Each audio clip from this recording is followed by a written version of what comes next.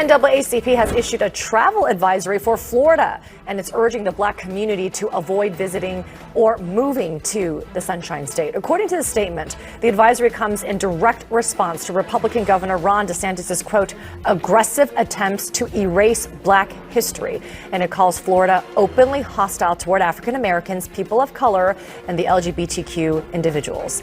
Yeah, there's just one problem there. CNN blatantly omitted an inconvenient fact, and that's the utterly embarrassing and hypocritical revelation of where the chairman for the NAACP actually lives. You're gonna love this.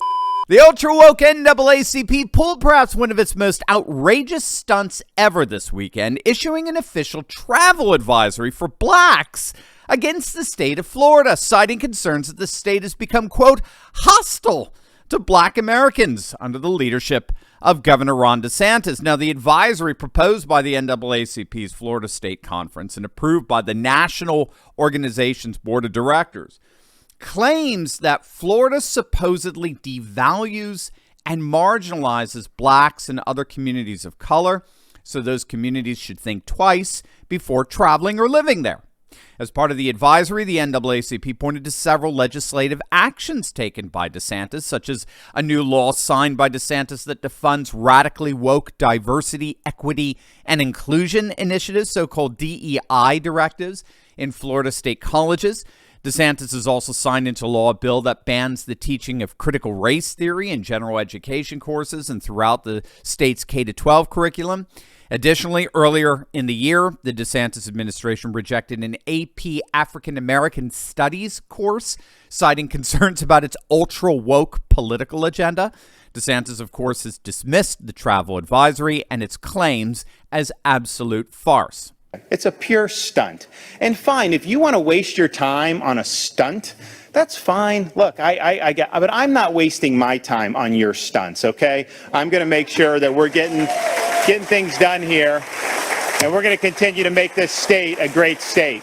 Hey, gang, as you probably know, a number of financial experts are predicting that things are about to blow. The economy is sputtering out of control, and you need to prepare now for the economic catastrophe that may indeed be right around the corner. And all that means that there's never been a better time to protect your assets with the timeless value of gold and silver. And that's where our good friends over at Goldco come in. Click on that link below and learn the 3 simple steps you can take right now to protect your savings the way patriots throughout the centuries have always protect their assets, and that's with gold and silver. In fact, Goldco are patriots just like us, gang. They want you to succeed so much, they're offering up to $10,000 in free silver while supply lasts. So don't wait. Click on that link below or visit my special website, turleytalkslikesgold.com. Yeah, so DeSantis is absolutely right there. This is a stunt. It's a pathetic and hypocritical one at that, because guess where the chairman of the NAACP lives? Did you guess Florida? Well, you guessed right. The chairman of the pathetic organization that released this travel advisory lives in the very state against which they are advising.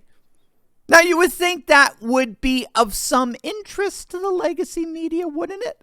But if you want a taste of the la-la land that the legacy lunatic media peddles in to their dwindling viewers, check out what passes as legitimate political analysis at a local Florida news station. WPTV political analyst Brighton Crowley back once again. Brian, what's your take on this and the NAACP vote and the governor's reaction? Well, you got the very distinct impression that the governor was a little annoyed by what he called a stunt.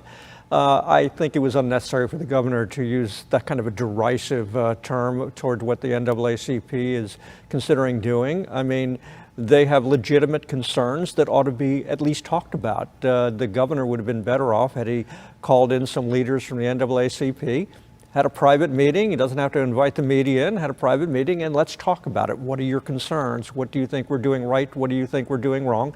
And perhaps they would have reached a path forward. That's not leadership to simply dismiss it as a stunt. The guy actually faults DeSantis for being divisive. After the NAACP issued a friggin' travel advisory against Florida because of its supposed rampant racism. Even the chairman lives in Tampa. How can you possibly get more divisive and hypocritical than that, for heaven's sakes? What universe do these legacy media types live in? I mean, remember, you can never be too woke as far as the media is concerned. You can never be too woke. The NAACP always, always, always has the moral high ground. And that default high ground allows both the NAACP and the legacy media to push what scholars call grievance politics.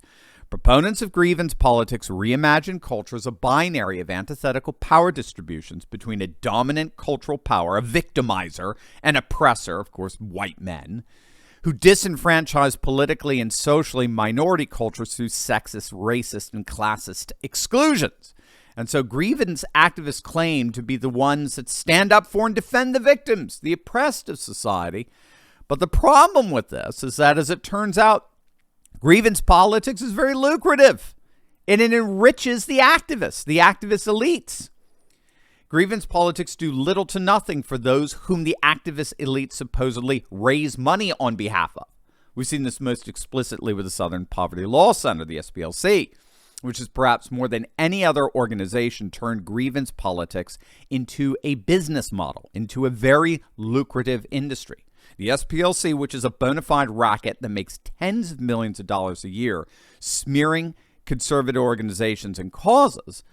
Well, Thomas Sowell pointed this out years ago. Grievance politics, by definition, can never be appeased, precisely because such appeasement goes against the business model that enriches activist elites. This is what we call limousine liberals, right? Champagne socialists who run around crying racism, sexism, discrimination, ultimately in order to get a massive amount of finances reallocated to their own private bank accounts. Grievance politics pays. It makes a lot of these liberals a lot of money. So there's never an incentive to improve or make things better, because that would, by definition, eliminate the need for these grievance organizations. It would interrupt the gravy train. So I think DeSantis is going to come out of this looking very good. He already has. He's not going to be hurt by this at all. And one indicator for how this travel advisory stunt is going to fare for this NAACP is just looking what's happening to Black Lives Matter. The Daily Mail is reporting that donations for BLM have imploded. It's being reported that donations to BLM fell by 88% last year. They managed to generate just 12% of the funds they raised in 2020. Now, precisely why the donations have so dramatically dropped is not particularly clear. I mean, one obvious explanation, obvious at least to me, is because of the, shall we say, the rather questionable spending practices by BLM leadership. If you recall, back in 2021, BLM Global Network Foundation released their first set of public tax documents with the IRS, and it revealed that co-founder Patrice Cullors used BLM funds to pay her graffiti artist brother $840,000 for, quote, security services, as well as another nearly $1 million to a company owned by her child's father for, quote, creative services. The foundation's biggest payout, however, was a whopping $2.1 million to a consulting firm owned by another of BLM's board members. Oh, and we can't forget the $6 million property that BLM bought in Los Angeles. That, of course, goes well with Cullors' massive real estate buying spree, which included the purchasing of a $1.4 million home in an exclusive Los Angeles neighborhood where the vast majority of residents are white. The home is reported to be about a 15-minute drive from Malibu beaches, but as it turns out, the glitzy LA home was only one of a number of other properties she purchased all around the same time. It was reported that the self-described Marxist actually snagged a total of 4 high-end homes for $3.2 million.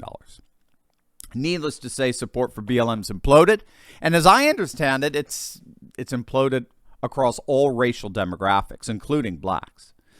So things aren't working so well for the grievance politics industry today, hence why the NAACP is embarrassing itself with such a silly and frankly repulsive gimmick. Again, the wonderful news here is that despite all of these absurd grievance politics organizations that actively attempt to divide us, racism is at an all-time low in our nation.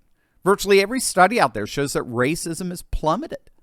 In 1950, 90% of the public was opposed to interracial marriage. Today, 90% of the public is all for it.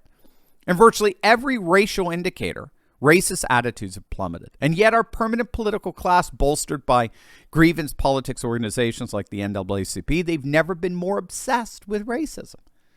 It's just sad and frankly pathetic. So I see this latest gimmick really as nothing more than an admission that the grievance politics industry is driving up, which of course is wonderful news for a nation that, despite the political class's best efforts, is in many ways more united than ever.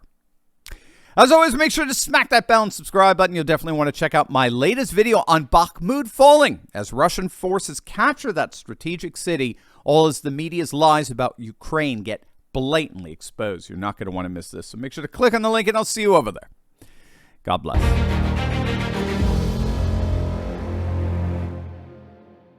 Hey gang, if you want to connect with more courageous patriots and start taking action and organizing, be sure to join my Telegram group. I post the latest breaking news I find interesting and chat with my favorite patriots around the country and even the world. Click the link in the description below and join the conversation today.